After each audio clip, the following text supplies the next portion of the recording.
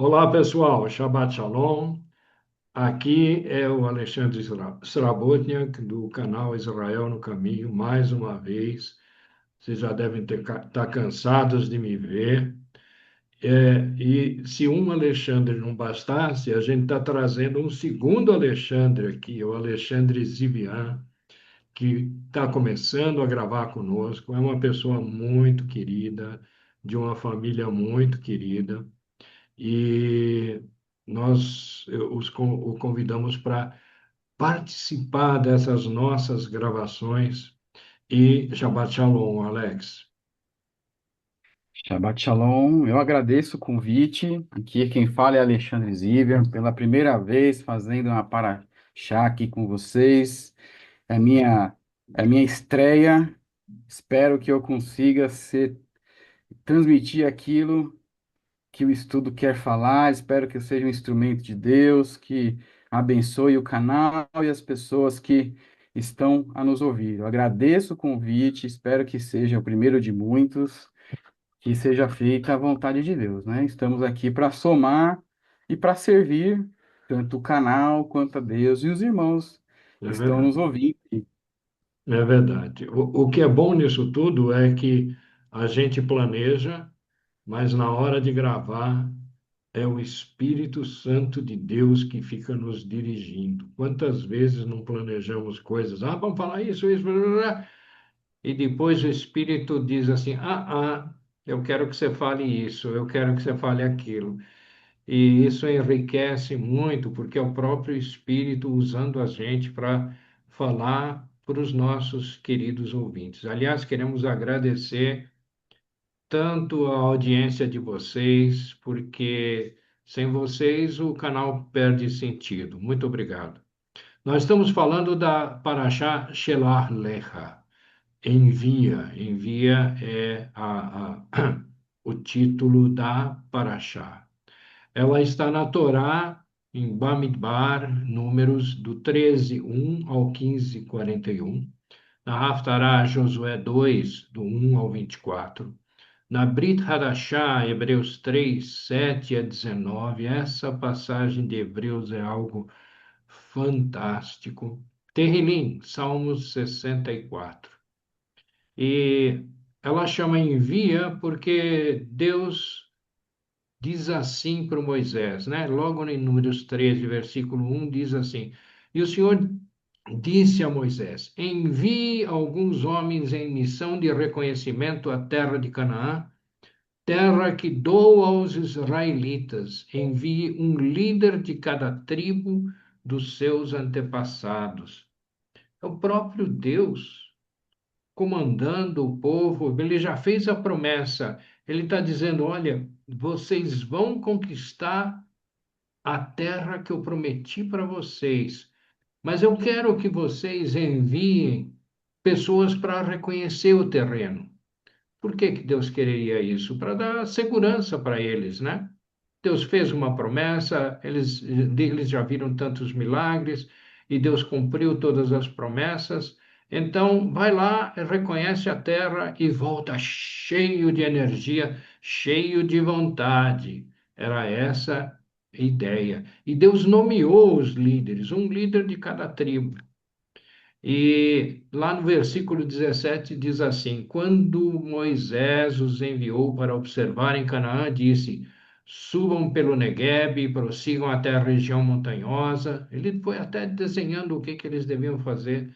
Vejam como é a terra e se o povo que vive lá é forte ou fraco, se são muitos ou poucos, se a terra em que habitam é boa ou ruim, se as cidades em que vivem são cidades sem muros ou fortificadas, se o solo é fértil ou se é pobre, se existe ali floresta ou não. Sejam corajosos, né? Sejam corajosos. Tragam alguns frutos da terra. Esse foi o comando que o Moisés fez. E, Alexandre, diz para mim, eles foram, né? O que que aconteceu depois? Então, é engraçado, né? Porque tinha um mandamento, né? Ir e ser corajoso, né? E quem os enviou era o próprio Deus os enviou, né? A terra que ele já falava que era boa, né? Já falava que ia dar a eles. Mas quando nós olhamos e quando eles vão à terra, né? O que que nós eles vão e quando eles desfrutam da terra, eles vão lá ver os frutos, comem de um cacho de uva, aproveitam da terra, sente o cheiro da promessa, sente, vem a promessa, mas no momento que eles voltam, aqueles líderes que eram para ser corajosos, eles foram corajosos até ir à terra. Mas quando voltaram, vieram com uma lista de problemas, né? Vieram com uma perspectiva completamente errada. A perspectiva não foi ser corajoso, como Deus mandou. Eles vieram falar assim, se a gente olhar aqui, ó, no versículo de 26. Então eles retornaram a Moisés e Arão e toda a comunidade de Israel no deserto de Parã, onde prestaram um relatório a eles e toda a comunidade de Israel. E lhes mostraram os frutos da terra, né? Se a gente foi no 24, eles foram ao Vale de Escol e voltaram com um cacho de uvas gigantesco, né? Que mais de um é, teve que ser utilizado, aí, mais de uma, duas pessoas para conseguir levar o cacho, né? Mas no momento que eles voltam, né, eles falam 27, e deram o seguinte relatório a Moisés: Entramos na terra a qual você nos enviou, onde mana leite e mel, e aqui estão alguns frutos dela. Mas o povo que vive lá é poderoso, e as cidades são fortificadas e muito grandes. Também vimos descendentes de Enaque, que eram homens enormes. E aí deram um monte de relatórios, que aqueles líderes que deveriam incentivar o povo a ser corajoso, a mostrar o que Deus tinha feito, a falar da terra, simplesmente eles começaram a levar o povo a desacreditar na promessa de Deus, né? E acho que um ponto importante aqui é quando eles falam é, que e deram o seguinte relatório a Moisés: Entramos na terra a qual você nos enviou. Não foi só Moisés que enviou, era uma promessa de Deus. Foi Deus que enviou. Foi Deus que mandou eles irem à terra espiar. Foi uma promessa dada por Deus a Abraão, a Isaac, há muito tempo atrás, né? Foi uma promessa dada por Deus. Mas eles acharam que foi Moisés que mandou, né? Então a perspectiva deles foi diferente. Em vez de ser olhar para aquilo que a promessa que Deus tinha, eles começaram a olhar para as circunstâncias, para o líder, né? Para os gigantes, para as dificuldades, para as coisas ruins da terra, não só para as coisas boas. Ah, tem coisa boa, mas olha, para conquistar vai ser um pouco difícil, né? Então, quantas vezes a gente não faz isso também, né? Deus faz milagres, Deus nos manda, e às vezes, em vez de a gente ser corajoso, a gente começa a olhar as circunstâncias e para de ter a perspectiva correta, que é olhar para Deus e sua promessa. É isso aí, Alexandre. Olha, se você pensar bem, né?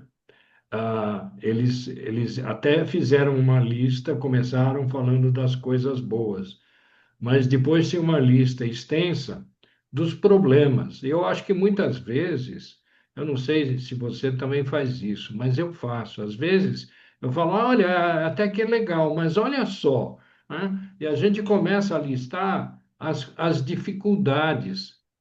E não é isso que Deus espera da gente. Se Deus colocou alguma coisa na tua mão, Ele quer que você vá lá, Ele quer que você até entenda as dificuldades, mas o mais importante é entender que se Ele te mandou lá, é porque Ele vai à tua frente, é Ele que vai abrir os caminhos todos para que você tenha sucesso. Ele não vai te mandar lá para você se arrebentar, ele vai te mandar lá para você sair vitorioso, porque quem dá a vitória é o nosso Deus, né? Eu costumo dizer nessa passagem que prevaleceu o quê? O temor ao homem. Eles temiam o que eles viram. Eles não tinham temor a Deus. Eles não confiavam nas promessas que Deus deu para eles. É impressionante, e muitas vezes Deus faz isso com a gente. Ele promete coisas. Vai lá, meu filho, vai lá. Oh, vai lá. Vai, eu estou junto contigo. E a gente desconfia. A gente fala, ai, será? Eu vi tanta coisa boa acontecer, Deus fazendo, Deus resolvendo, mas será? Mas nem todo mundo fez isso, né? Não, nós vemos que no versículo 30 nós temos alguém chamado Caleb. E Caleb, se vocês olharem mais para cima, ele era representante de uma das tribos, a tribo de Judá. E ele, que era o representante da tribo de Judá, que mais para frente nós vamos entender por que que Deus preservava essa linhagem, né, tribo de Judá, de onde viria Davi, de onde viria Yeshua. Então, Caleb fez o povo calar-se perante Moisés e disse: Subamos e tomemos posse da terra, e é certo que venceremos. Então, Caleb, e depois nós vamos ver no texto em 14, que ele fala que Caleb tinha um outro espírito. Então, é o espírito que não olhou para as dificuldades, é o espírito que olhou para Deus, né? Que sabia do poder de Deus, que Deus tinha uma promessa, não só uma promessa de uma terra, mas uma promessa que iria, de uma redenção maior, né? De algo mais profundo.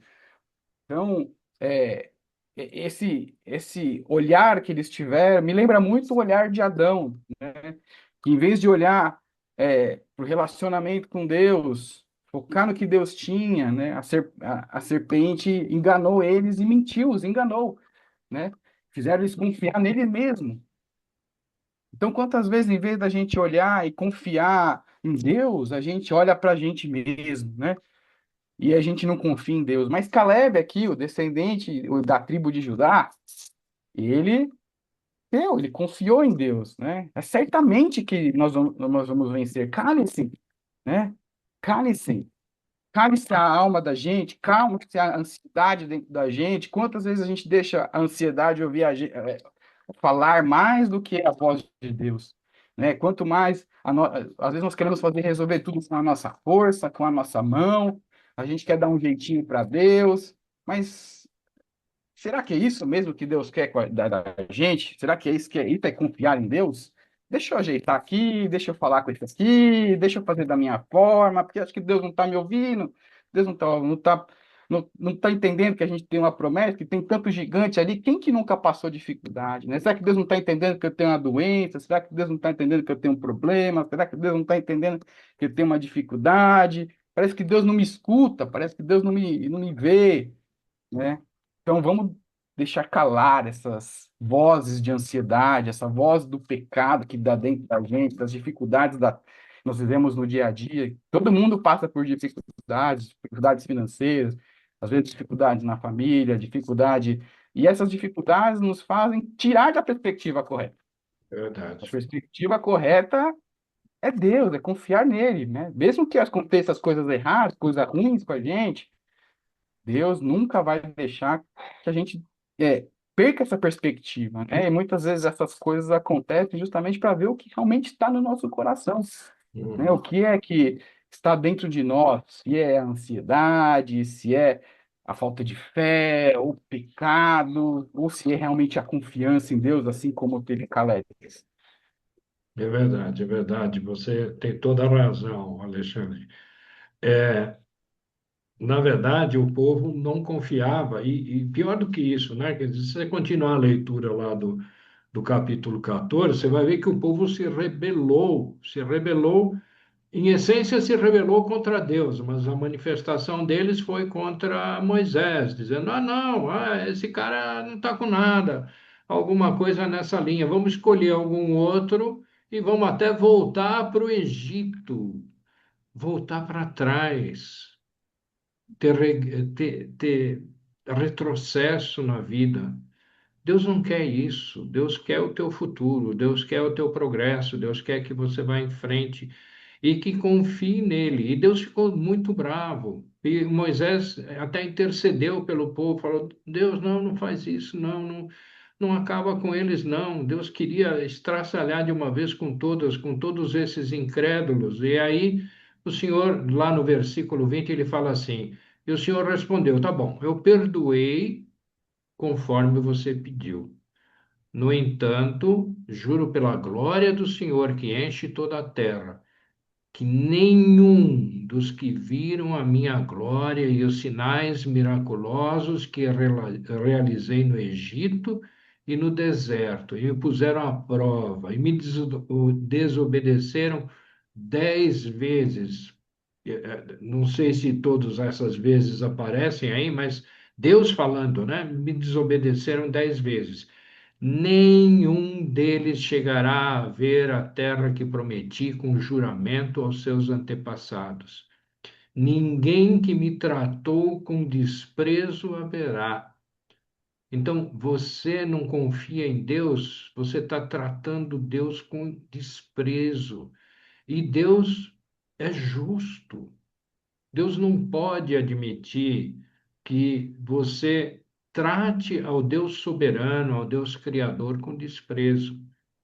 E Deus falou assim: nenhum de vocês entrará na terra com mão levantada, jurei dar-lhes para a sua habitação, exceto Caleb e Josué.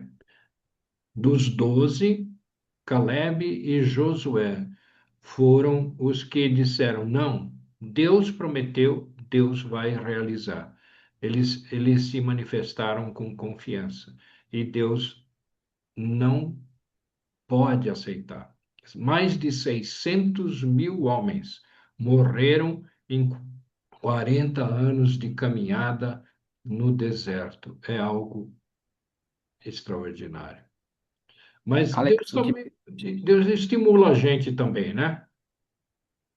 Alex, o que me chama a atenção nesse versículo que você leu, é, eles tinham sido libertos da escravidão. Eles tinham sido libertos do, do faraó, né? Eles tinham sido libertos e foi de que forma? Um cordeiro pascal que foi, um cordeiro que foi imolado, foi a Páscoa, né? E eles, em vez de concentrar no que Deus tinha feito, matado os primogênitos, né? Tinha usado um cordeiro para sacrifício, abriu o mar. Eles não olharam para isso. Eles olharam o quê? Queremos voltar para o Egito. Queremos outro chefe. E é engraçado que eles, no versículo 3, né, de 14:13, eles falam, por que está nos trazendo para esta terra? Porque o Senhor está nos trazendo nessa terra. Então eles saíram, eles acusaram Moisés de ter enviado, mas era Deus também que estava levando eles para aquela terra para que morressem, né? Esse é o pensamento, essa é a perspectiva deles. Ou seja, eles não só não confiaram em Deus, mas eles pisotearam sobre o que Deus tinha feito. Aquele sacrifício de ter imolado um cordeiro, de ter utilizado a Páscoa, a libertação deles, que deveria ser algo que eles tinham contado de geração a geração, até hoje é contado, né? E eles simplesmente desprezaram isso, não quiseram, sabe, nem pensaram nisso. A perspectiva deles estava totalmente focada no medo, no erro, na sua própria confiança, e quiseram voltar à escravidão, que eles haviam sido libertos. Então, o processo, o problema do processo, os problemas que eles encontraram durante o processo, muitas vezes nos fazem esquecer das graças, das bênçãos, daquilo que foi nos dado, né? E faz-nos querer voltar à escravidão. E quantas vezes Deus nos liberta de um chefe opressor, de algum problema, ou de algo que nos está nos trazendo angústia, né? Nos liberta de uma vida de pecado, e a gente quer voltar para lá, porque a dificuldade durante o trajeto de santificação, de caminhada, de conhecer a Deus, fala, putz, será que não era melhor o que eu tinha antes? Era melhor ser escravo daquilo, era melhor ser oprimido, era melhor. o que Deus fez não valeu de nada, um sacrifício, né? Que trouxe a libertação, que trouxe a saída da escravidão. Então, quantas vezes nós não queremos voltar a essa escravidão? Eu acho que isso que deixou Deus mais irado, né? Isso, eles não só não deixaram de crer em Deus, eles confrontaram a Deus, né? E eu concordo com você. Deus não quer o retrocesso. Deus quer que você vá em frente. E aí, no Números 15, Deus fala do futuro. E quando você fala do futuro, você está, na verdade, encorajando as pessoas, né? Lá no versículo 17, ele fala assim: O Senhor disse ainda a Moisés: Diga aos israelitas. Moisés é o interlocutor, né, entre Deus e o povo. Diga aos israelitas: quando vocês entrarem na terra para onde os levo e comerem do fruto da terra, apresentem uma porção como contribuição ao Senhor. Puxa vida, ele está dizendo o quê? Quando vocês entrarem na terra para onde os levo. Ele está dizendo o seguinte: lembra daquela promessa de que vocês vão conquistar uma terra? Vocês vão conquistar essa terra. Esse é o futuro destinado a vocês. Não só a terra, mas vocês vão comer o fruto da terra. Mas aí ele fala também: apresente uma porção como contribuição ao Senhor. Ou seja, vocês vão conquistar, vocês vão se alimentar por um bom tempo dos frutos da terra, mas apresentem um ato de gratidão ao Senhor. Ele fala contribuição, Deus não precisa da tua contribuição, mas Deus quer que você, eu, meu xará Alexandre, as nossas famílias, sejamos gratos a Ele, gratos ao Senhor por tudo que Ele faz na nossa vida. Ele não nos deixa pendurados, não. Ele está sempre junto com a gente quando Ele não está à nossa frente, saindo, desbravando, batendo, como Ele fez durante toda a conquista. Mas nós não estamos na conquista ainda, nós estamos lá atrás parados num ponto que é os 40 anos de deserto. É isso que ele está. Aí Josué, na verdade, foi o líder que Moisés foi recolhido pelo Pai, né? Pelo Deus Pai, pelo eterno Deus, e Josué foi quem liderou. Mas se você quer saber, Alexandre, eu achei super bacana o que está na Brit Hadashah em Hebreus, Hebreus capítulo 3 lá Eu posso no. só complementar o Pode, versículo pode, aqui, que por eu favor. gostei muito disso, né? Que do 19 ao 21, e principalmente no 20, ele fala: apresente um bolo feito das primícias e farinhas de vocês. Ou seja, a conquista. E aí no 21 ele fala: em todas as suas gerações, vocês apresentarão das primícias da farinha uma contribuição ao Senhor. Ou seja, Deus não queria que fosse algo egoísta, que eles conquistassem a terra e enriquecessem. Eles queriam que teria que contribuir, compartilhar, né? E o mais interessante de fazer um bolo, o que que é o fazer o bolo, né? É o fruto de Deus, das colheitas de Deus, com o trabalho humano, né? Então, fazer um bolo leva um trabalho. Então, Deus está falando assim: vocês têm que trabalhar, mas sem eu dar a bênção, sem eu fazer a minha provisão, não vai fazer bolo. Não existe bolo. E para existir bolo, precisa ter a minha parte, né? Não precisa ter só a parte do Senhor, só a nossa parte de fazer o bolo. Se não tiver a bênção, se não tiver a contribuição, e que vocês vão fazer o que com isso, né? Não é para manter só para você. Então, quando Deus nos abençoa, Ele é um Deus que gosta de compartilhar e que nós também sejamos compartilhadores das bênçãos do Senhor, né? E quantas vezes a gente é, tem um trabalho, ou tem um recurso, tem algo que vem às nossas mãos, e a gente quer mais, mais, mais, mais, mais, enriquecer, enriquecer, e Deus dá a saúde, Deus dá o fruto, Deus dá as coisas, a gente quer enriquecer, enriquecer, quer compartilhar, principalmente com Deus, né? Não que Deus precisa, mas Deus está vendo como é a generosidade do nosso coração, como É que a verdade. gente faz com os frutos que Ele nos dá. né? Então, eu acho muito interessante essa parte, né? E eles teriam que falar isso, fazer isso de gerações em gerações. Assim, todo mundo teria que saber que Deus é generoso, que Deus é bom, que Deus dá o fruto, né? Deus não é só aquele que fez justiça e não deixou as pessoas entrarem e matou as pessoas que não entrarem, né? Não, Deus, para aqueles que forem herdeiros da promessa, eles teriam que compartilhar isso, eles tinham que falar para os outros, mostrar como Deus é bom, como Deus libertou eles do Egito, Deus tinha feito as coisas, como eles tinham feito. Então, o foco é Deus e as pessoas ali, que é compartilhar, né? Falar de Deus, compartilhar entre eles, né? Então, achei essa passagem muito interessante e traz muito para os nossos dias. Muito, muito mesmo. Muito obrigado por lembrar disso, Alexandre. Na verdade, Deus dá todos os insumos que a gente precisa, mas Ele quer que a gente participe, né? Ele dá o trigo, Ele dá a água, Ele dá a vontade de fazer, Ele dá a saúde.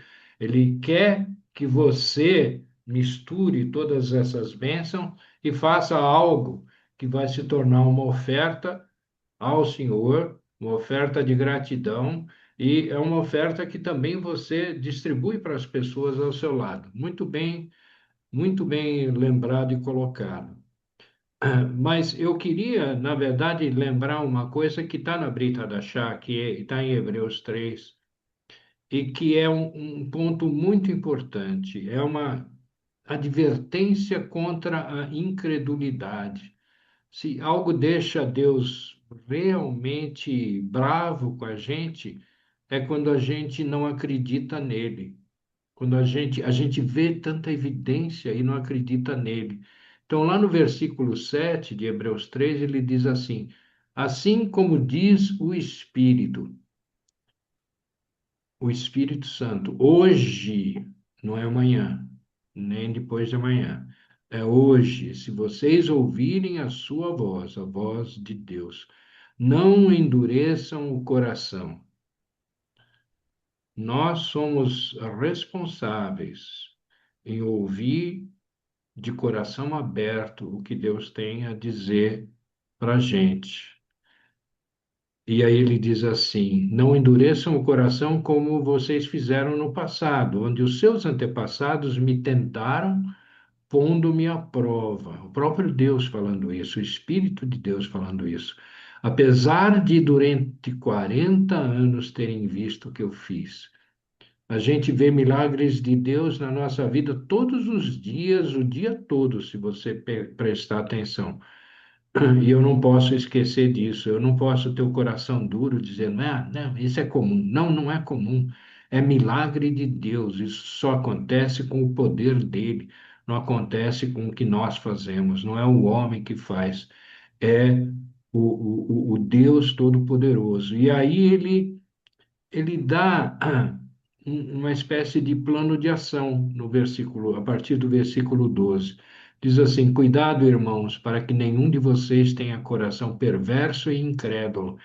É, coração incrédulo é considerado por Deus como uma perversidade. E aí se afaste do Deus vivo. Ele diz ao contrário, faça o contrário. Encorajem-se uns aos outros. Eu sei que às vezes a gente está desanimado porque o que está acontecendo, mas nós temos a responsabilidade de nos encorajarmos uns aos outros e falar: olha, oh, eu vi o que aconteceu, mas veja só o que Deus prometeu. E quando?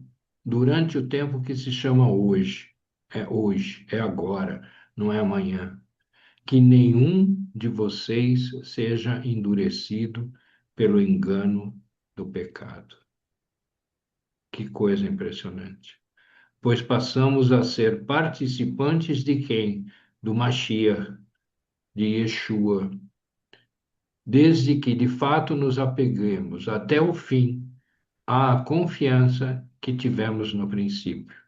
Então, temos confiança, às vezes ficamos desanimados, mas os nossos irmãos, os nossos queridos à nossa volta, precisam nos encorajar. Pega na nossa mão e encoraje-nos a não esquecer das maravilhas que Deus fez pela gente.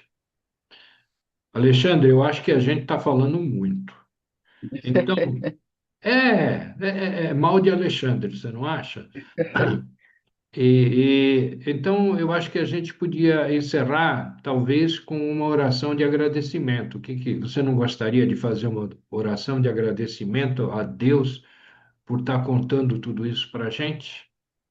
Sim, antes de orar, eu queria só encerrar o versículo 11, né, que fala assim, assim jurei na minha ira, jamais entrarão no meu descanso. Então, o que Deus estava prometendo para eles não era só uma terra, né, mas era um descanso. Não um descanso de não fazer nada, mas o descanso de descansar o coração em Deus, deixar Deus ser Deus na sua vida. Então, eu gostaria de orar, né, para que Deus nos dê esse descanso, porque hoje nós não temos uma terra prometida como era a promessa, né, naquela. E assim como o Davi também já falava do descanso em Salmo 95. Então, que esse descanso seja a gente não olhar para as circunstâncias e ter a perspectiva correta, que seja o descanso no Senhor, confiar no Senhor, crer no Senhor, que Ele está tomando controle e nós temos que mudar o nosso coração e nossas atitudes. Então, eu vou orar nesse sentido. Pode ser, Alex? Por favor. Senhor, meu Deus, eu te agradeço por essa palavra para chá, por essa palavra.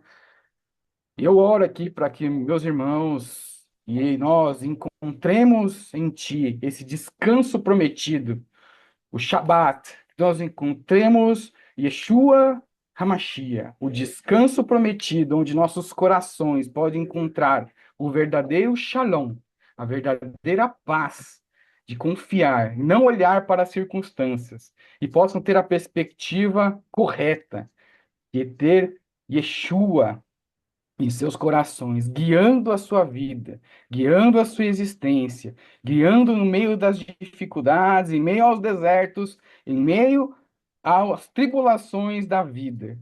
Que nisso tudo, em meio a essa dificuldade que nós temos no mundo, da caminhada com Yeshua, no meio do caminho que nós falamos, do Israel no caminho, né? Que em meio de tudo isso a gente possa encontrar o descanso, o Shalom em Yeshua. E assim nós oramos e agradecemos. Yeshua Hamashia. Amém. Amém. Então, gente, Shabbat Shalom. Que Deus dê uma bênção extraordinária para cada um de vocês e suas famílias.